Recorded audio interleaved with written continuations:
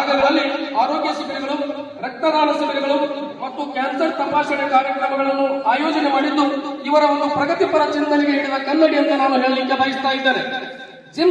ಜಿಮ್ಸ್ ನಲ್ಲಿ ಹೃದಯ ಸಂಬಂಧಿ ಚಿಕಿತ್ಸೆಗೆ ಕಾತಲಾಬ್ ಅನ್ನುವ ಲ್ಯಾಬ್ ಕೂಡ ಇವರು ಸ್ಥಾಪಿಸಿದ್ದಾರೆ. ಮತ್ತೆ ಶಾಲೆಯ ಮಕ್ಕಳಿಗೆ ಮೆಡಿವಿಷನ್ ವಸ್ತು ಪ್ರದರ್ಶನ ಆಯೋಜನೆಯನ್ನು ಕೂಡ ನೋಡಿ. ಕೇವಲ ವೈದ್ಯರಾಗಿ ಅಷ್ಟೇ ಅಲ್ಲ, ವಿದ್ಯಾರ್ಥಿಗಳ ಬಗ್ಗೆಯೂ ಕೂಡ ಅಪಾರ ಕಾಳಜಿ ಮತ್ತು ಕಳಕಳಿಯನ್ನು ಇಟ್ಟುಕೊಂಡಿದ್ದಾರೆ ಅನ್ನೋದಕ್ಕೆ ಇವೆಲ್ಲ ಸಾಕ್ಷಿಗಳಾಗ್ತವೆ ಅಂತಕ್ಕಂಥದ್ದನ್ನೇ ನಮ್ಮ ವಿದ್ಯಾರ್ಥಿಗಳ ಗಮನಕ್ಕೆ ತರಲಿಕ್ಕೆ ಬಯಸ್ತೇನೆ. ವಿಶೇಷವಾಗಿ ಇನ್ನೊಂದು ಮಾತನ್ನು ಹೇಳಬೇಕಾಗುತ್ತದೆ. ಅವರನ್ನು ನಾವು ಒಂದು ಕಡೆ ವೈದ್ಯರಾಗಿ ನೋಡಿದ್ವಿ, ಇನ್ನೊಂದು ಕಡೆ ಸಮಾಜದ ಬಗ್ಗೆ ಕಾಳಜಿ ಇಟ್ಟುಕೊಂಡವರಾಗಿ ನೋಡಿದ್ವಿ. ಇನ್ನೊಂದು ವಿಶೇಷ ಏನು ಅಂತ ಕೇಳಿದ್ರೆ, ವಿದ್ಯಾರ್ಥಿಗಳು ನಾವೆಲ್ಲ ಇವತ್ತು ಉಸಿರಾಡಬೇಕಂದ್ರೆ ನಮ್ಗೆ ಒಳ್ಳೆಯ ಗಾಳಿ ಬೇಕು. ಆ ಗಾಳಿ ಬೇಕು ಅಂತ ಕೇಳಿದ್ರೆ ಗಿಡ ಮರಗಳು ಇರಬೇಕು.